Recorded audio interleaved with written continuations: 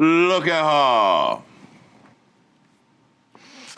Oh, Carmen Carrera, we just talked about this. What a stunning photo. Jesus Christ, talk about just lashes and mascara and chapstick. You know, it's sad for me, the situation that we're in and the relationship that we no longer have. You know, for many years, Carmen Carrera was my inspiration. She was a role model for me. And you know what? As the text messages even say, she still is. You know, I don't know what she's doing because I don't follow her anymore, but she forced me to become that.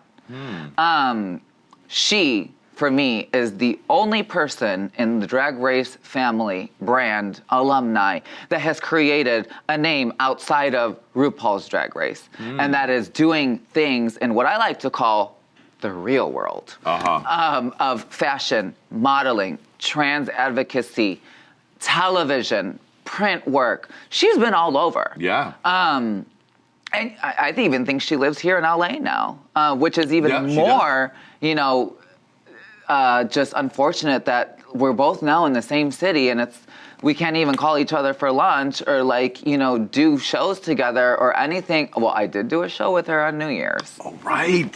And how did that go down? It was fine. I think she knew her place.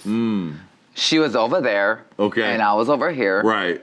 She had a bodyguard. Oh. Okay, at the Parliament House in Florida. Wow. So I don't know if baby girl was thinking that I was gonna like bust out some kung fu on her or what the tea was, or maybe we have some other insecurities around the community, you know, throwing shade or rocks or whatever. But yeah, we used to be great friends, you know, and she's one person that, going back to All Stars, when I was, you know, looking and reaching out for other trans women who have walked the same walk as me for support, and she couldn't be bothered.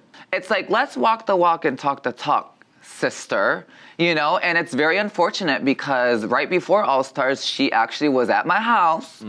You know, she was the one giving me the rundown, like, you know, this is exactly what she told me. She said, Gia, don't go in there trying to be all Miss Womana, trans woman, living your truth, because they ain't gonna be having that. You better go in there, 301, glitter in your back pocket, ready to pull stunts and shows and be a drag queen, because that's what this show is about. And I said, yes, God, yes, ma'am, and yes, I will. But there was a falling out that's very stupid, you know, that has to do with something, you know, personal. And it's not even personal, girl. At the end of the day, it's like she left something in my car, or thought she did, and I was so busy getting ready for All Stars that I guess I just couldn't communicate enough back to her and say, look, sis, it's not in here. Like, well, I said exactly that. It's not in my car.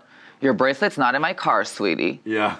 We just went to Runyon Canyon, went for a hike, and you chose to wear your gold bracelet, and I think you might have lost it there. Right. She didn't want to believe that. She wanted to come and hunt me down over in Santee Alley when I was running and cutting fabric and getting swatches and buying stones. And I was just like, look, girl, we looked 3 times. It's not in here. And that was me being a bad friend, me being not communicative, and me just being the enemy, is which she has now called a mutual friend, or has referred to me as with a mutual friend of mine, in which, you know, this mutual friend had a conversation with her. She started going off, and they 3-wayed me. So I heard exactly,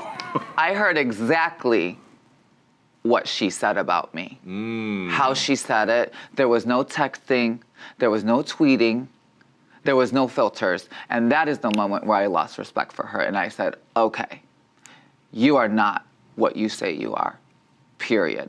But that doesn't mean that you still can't be an inspiration for me.